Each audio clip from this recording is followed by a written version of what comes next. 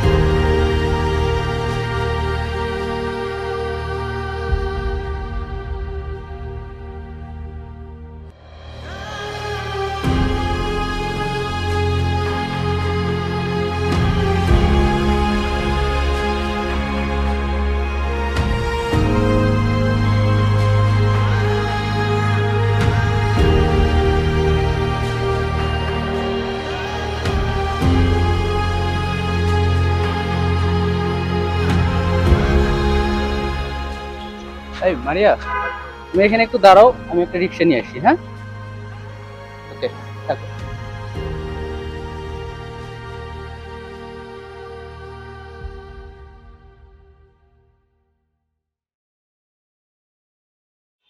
কেমন আছো?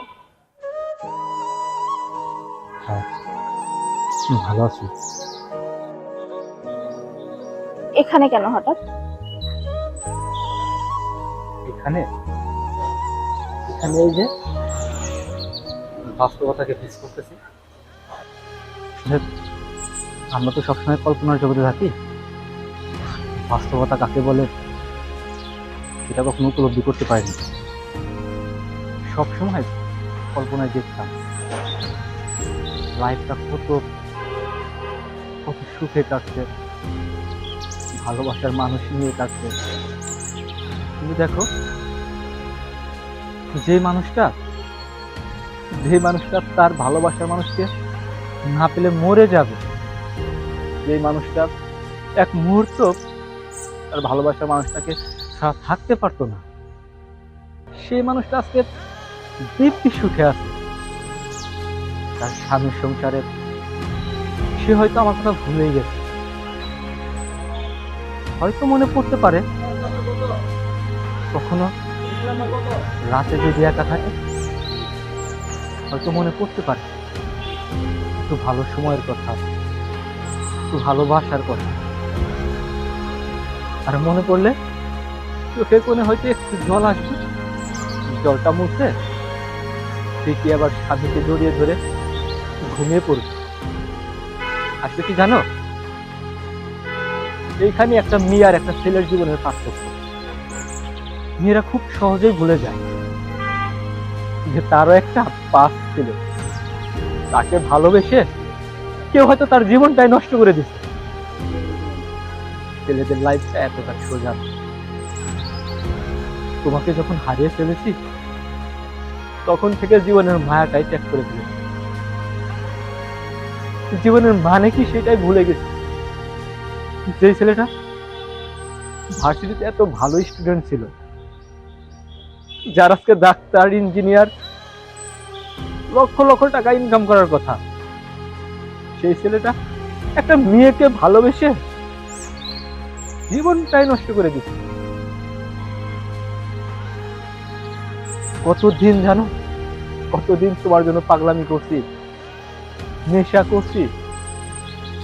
আচ্ছা, আমি একদম ক্র্যাক হয়ে গেছিলাম জানো, অ্যাডিক্টেড হয়ে গেছিলাম। যখন বুঝতে পারলাম যে আমারও একটা জীবন আছে, আসলে আমার ভালো থাকা খারাপ থাকা নিয়ে কারোর কিচ্ছু যায় আসে না, সেদিন অনেক দেরি হয়ে গেছে, অনেক। যেদিন বুঝতে পারলাম সেদিন হয়তো জীবনের অর্ধেকটাই চলে গেছে। আর তার পরিণতি আজকে আমি পাঠাও ড্রাইভার। যে ছেলেটার আজকে ভালোবাসার মানুষকে নিয়ে সুখে থাকার কথা, সেই ছেলেটা এখন রাস্তাঘাটে সময় পার করে। জানি না জীবনের মানে আর কি আছে। জীবনটা হয়তো চলবে এভাবেই, ঘোড়া পায়ের মতো করে। তো ভালো থেকো। তুমি সুখে আছো এটা দেখে আমার ভালো লাগছে। যখন তো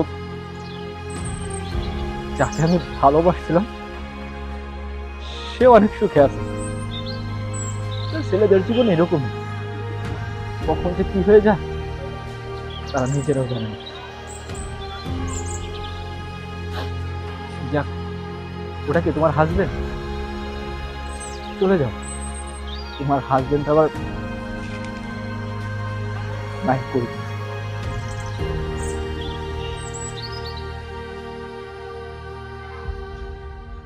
ভালো থেকো।